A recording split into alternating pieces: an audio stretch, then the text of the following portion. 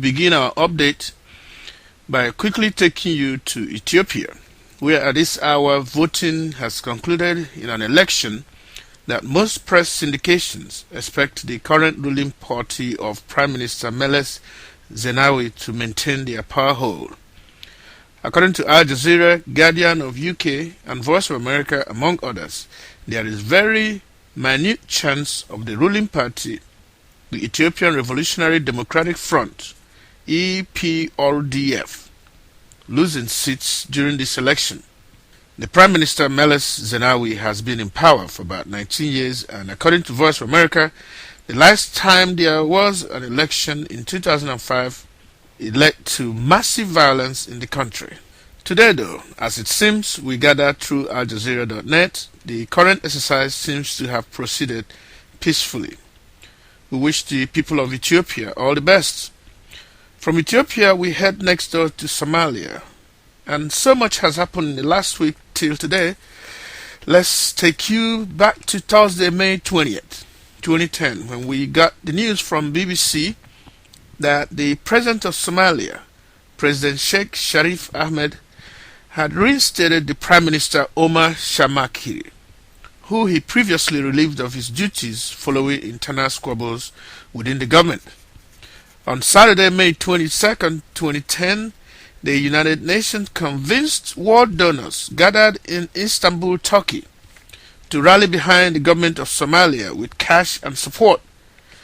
That report was published by the UN News Service and Scoop Independent News. On Sunday, that is today, 23rd of May, we are learning through Associated Press and Yahoo News that insurgents supported by Al-Qaeda have attacked the Somali's presidential palace with mortars and other ammunitions. And in the crisis, about 15 people are reported killed. The UN and African Union forces were able to repel the attackers. Of course, this happened while the president was in Turkey with other world leaders interested in supporting the government of Somalia. Before we bring you the other updates that pertain to Ethiopia and Somalia, please know that according to Voice of America, Southern Sudan has a new president in the person of former rebel leader Salva Kiir Mayardit.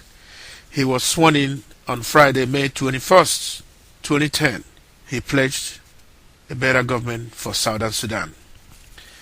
There was crisis in Madagascar during the week when, according to Pretoria News, a group of military police officers attacked their colleagues, supposedly over the political situation in that island nation.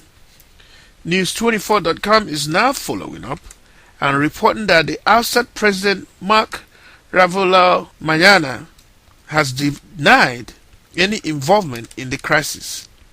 He is currently in exile in Johannesburg, South Africa. Alright, other than being fellow African countries, Egypt, Sudan, Ethiopia, Tanzania, Uganda, Rwanda, Kenya, Burundi, and some others are connected by the long arm of the River Nile Basin.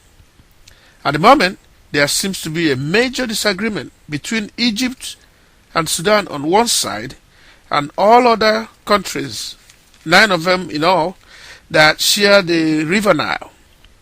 At issue is a 1929 agreement between Britain, Egypt, and Sudan, which ceded 80% of the Nile to Egypt and 11% to Sudan, leaving but 9% for all other. That news was reported by Guardian of UK. The Sunday Nation of Kenya is reporting that the Kenyan authorities see the new agreement as a more equitable arrangement. And according to Guardian of UK also, Britain does not intend to meddle in the new force, but hopes that the parties will come to some sort of an understanding. Brilliant! Now to Nigeria and back to Jos Plateau. There are reports of fresh hostilities and deaths, and this time, as in the past, has been about religious groups, Muslims versus Christians. According to these day newspapers, the culprit seems to be youths from Berom village. The police are alert again. One more news about Nigeria. And this has to do with the one-time military ruler Ibrahim Babangida. The Nation, a Nigerian daily newspaper, is reporting that the Attorney General of Nigeria, Mohammed Adoke, Senior Advocate of Nigeria, is setting up a panel to review a previous report of handling of $12.4 billion during Mr. Babangida's tenure. According to the Nation, the previous report had indicted retired General Babangida over the handling of the said $12.4 billion. The panel, according to the Nation, is to determine if there is enough to bring about criminal charges. We will keep you updated. Now off to South Africa and the World Cup and FIFA and ESPN. Ladies and gentlemen, the World Cup will start in a little over 2 weeks. June 11 to be exact, 18 days from today. And 6 African nations are in the contest. They are Algeria, Cameroon, Cote d'Ivoire, Egypt, Ghana, Nigeria, and South Africa. Get ready, everybody! This is where we conclude our news updates broadcast and encourage you to visit our website www.africanewsupdates.net to read more about these and many more African news. Thank you very much.